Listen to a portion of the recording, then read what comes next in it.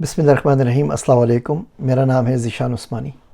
آج آپ سے بڑی میں کاؤنٹر انٹیوٹیو قسم کی بات کروں گا، اور آپ بولیں گے ذیشان بھائی کو آج کیا ہو گیا ہے، کیسی باتیں کر رہے ہیں؟ لیکن بڑا سوچ سمجھ کے بول رہا ہوں جو کچھ بھی بول رہا ہوں۔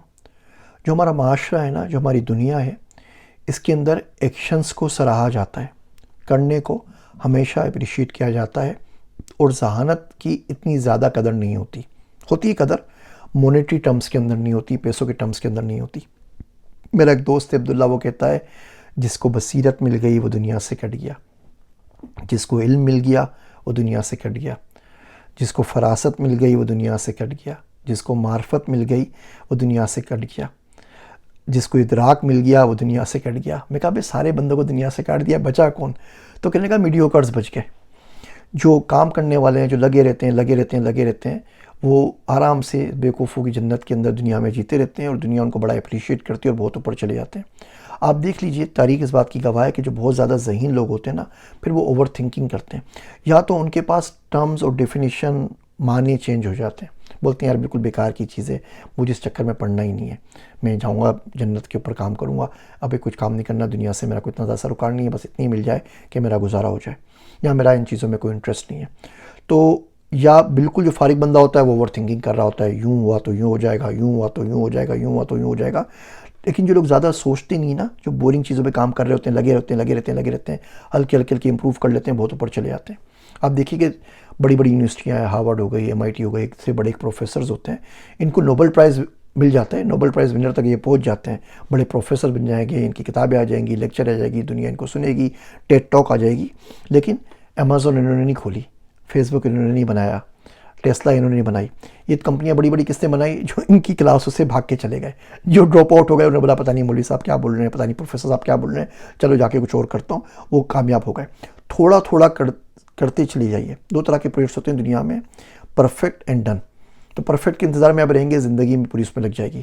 ڈن میں کیا ہوتا ہے؟ چھوٹی چھوٹی آپ کی کامیابیاں ہوتی ہیں، اس کے اوپر آپ اسٹیک کر کے اس کے اوپر بلڈ کر سکتے ہیں۔ تو کرنا ہر صورت میں بہتر ہے نہ کرنے سے۔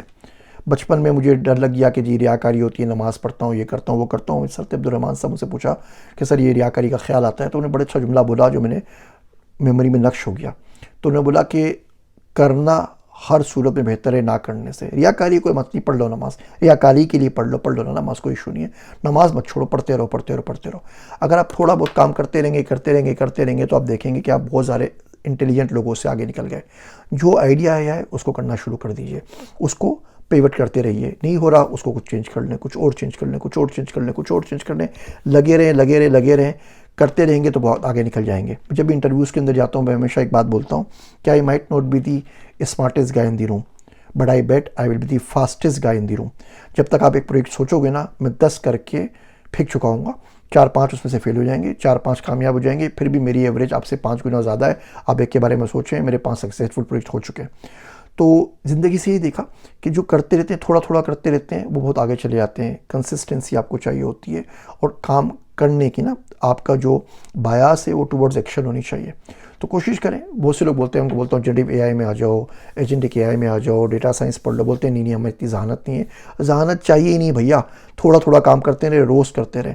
اگر آپ 18 منٹ روز پڑھتے نا، صرف 18 منٹ روز، کوئی کتاب دنیا کی ایک کتاب اٹھائی آپ نے، 18 منٹ آپ نے روز پڑھ لی، آپ اب جس ملک میں، جس جغرافی میں رہ رہے ہیں، اس کی ٹاپ 5% پاپولیشن میں رہتے ہیں، صرف 18 منٹ پڑھنے کے لیے، پڑھنے کے بعد۔ اور آپ 18 منٹ بھی آپ کے پاس زندگی میں نہیں ہوتے، گھنٹہ پڑھ لیں، 2 گھنٹہ پڑھ لیں، 3 گھنٹے کی کرکٹ میچ دیکھ لیتے ہیں، 3 گھنٹے کی موویز دیکھ لیتے ہیں، 18 منٹ آپ کے پاس نہیں ہے۔